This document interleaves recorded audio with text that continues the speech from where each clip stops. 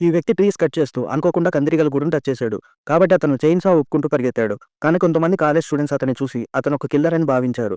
వారంతా భయంతో పరిగెత్తారు. అకస్మాత్తుగా ఆ అబ్బాయి అదే మార్గంలో వ్యక్తితో పాటు పరిగెత్తాడు. ఒకరు తన వెంట పడుతున్నాడని భయపడ్డాడు. మరొకరు కేవలం కందిరీగల గూడు నుంచి తప్పించుకోవడానికి పరిగెత్తాడు. కానీ త్వరలోనే ఆ అబ్బాయికి ఆ వ్యక్తి తనను వెంబడించడం లేదని తెలిసింది. మరియు ఆ వ్యక్తి ఆ అబ్బాయిని అయోమయంగా చూసి వెళ్ళిపోయాడు. అంతలో ఆ అబ్బాయి చెట్టు కొమ్మకు తగిలి చనిపోయాడు. టకర్ మొహంపై గడ్డలతో ఇంటికొచ్చాడు. అతను తన స్నేహితుడు డేల్కి జరిగింది చెప్పాడు. ఇంతలో పారిపోయిన స్టూడెంట్స్ తమ స్నేహితుడు చనిపోయిన చోటికి చేరుకున్నారు. వారు ఆ కిల్లర్ శవాన్ని హెచ్చరికగా వదిలిపెట్టాడని భావించారు. కోపంతో ప్రతీకారం తీర్చుకోవాలని నిర్ణయించారు. చెట్టు కొమ్మలు ఎవరిని గాయపరచకుండా ఉండేందుకు టకర్ వాటిని వుడ్ చిప్పర్లో వేశాడు. కానీ అప్పుడే ఒక కాలేజ్ విద్యార్థి అక్కడికొచ్చి కోపంతో చిన్న కత్తిని బయటికి తీసి అతనిపైకి దూసుకెళ్లాడు. కానీ చిప్పర్లో పడిపోయాడు. టకర్ త్వరగా అతన్ని బయటికి లాగడానికి ప్రయత్నించాడు. కానీ అప్పుడే సమీపంలో ఉన్న కొంతమంది అమ్మాయిలు ఈ దృశ్యాన్ని చూశారు.